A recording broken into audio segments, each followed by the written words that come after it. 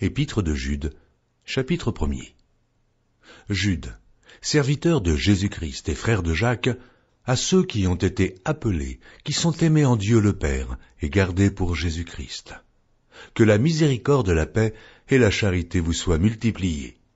Bien-aimés, comme je désirais vivement vous écrire au sujet de notre salut commun, je me suis senti obligé de le faire afin de vous exhorter à combattre pour la foi qui a été transmise aux saints une fois pour toutes.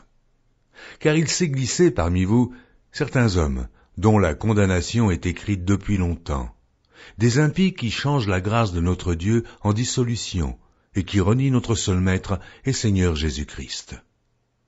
Je veux vous rappeler, à vous qui savez fort bien toutes ces choses, que le Seigneur, après avoir sauvé le peuple et l'avoir tiré du pays d'Égypte, fit ensuite périr les incrédules, qu'il a réservés pour le jugement du grand jour, enchaînés éternellement par les ténèbres. Les anges qui n'ont pas gardé leur dignité, mais qui ont abandonné leur propre demeure. Que Sodome et Gomorrhe et les villes voisines qui se livrèrent comme eux à l'impudicité et à des vices contre nature sont donnés en exemple, subissant la peine d'un feu éternel. Malgré cela, ces hommes aussi, entraînés par leur rêverie, souillent pareillement leur chair, méprisent l'autorité et injurient les gloires. Or l'archange Michel, lorsqu'il contestait avec le diable et lui disputait le corps de Moïse, n'osa pas porter contre lui un jugement injurieux, mais il dit « Que le Seigneur te réprime ». Eux, au contraire, ils parlent d'une manière injurieuse de ce qu'ils ignorent, et ils se corrompent dans ce qu'ils savent, naturellement, comme les brutes. Malheur à eux, car ils ont suivi la voie de Caïn, ils se sont jetés pour un salaire dans l'égarement de Balaam, ils se sont perdus par la révolte de Corée. Ce sont des écueils dans vos agapes, faisant impudemment bonne chère, se repaissant eux-mêmes.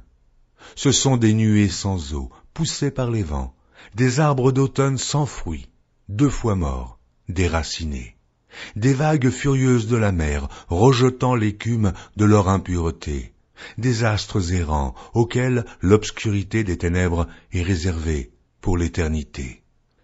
C'est aussi pour eux qu'Enoch, le 7e depuis Adam, a prophétisé en ces termes.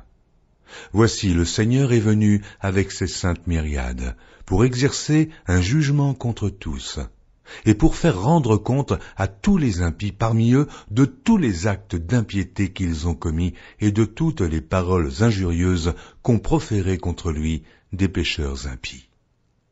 Ce sont des gens qui murmurent, qui se plaignent de leur sort, qui marchent selon leur convoitise, qui ont à la bouche des paroles hautaines, qui admirent les personnes par motif d'intérêt. Mais vous, bien-aimés, souvenez-vous des choses annoncées d'avance par les apôtres de notre Seigneur Jésus-Christ. Ils vous disaient qu'au dernier temps, il y aurait des moqueurs, marchant selon leur convoitise impie. Ce sont eux qui provoquent des divisions, hommes sensuels, n'ayant pas l'esprit.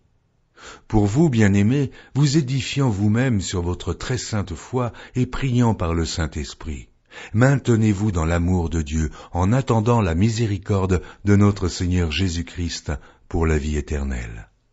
Reprenez les uns qui contestent, sauvez-en d'autres en les arrachant du feu, et pour d'autres encore, ayez une pitié mêlée de crainte, haïssant jusqu'à la tunique souillée par la chair. Or, à celui qui peut vous préserver de toute chute et vous faire paraître devant sa gloire irrépréhensible et dans l'allégresse, à Dieu seul, notre Sauveur, par Jésus-Christ notre Seigneur, soit gloire, majesté, force et puissance, dès avant tous les temps et maintenant, et dans tous les siècles. Amen.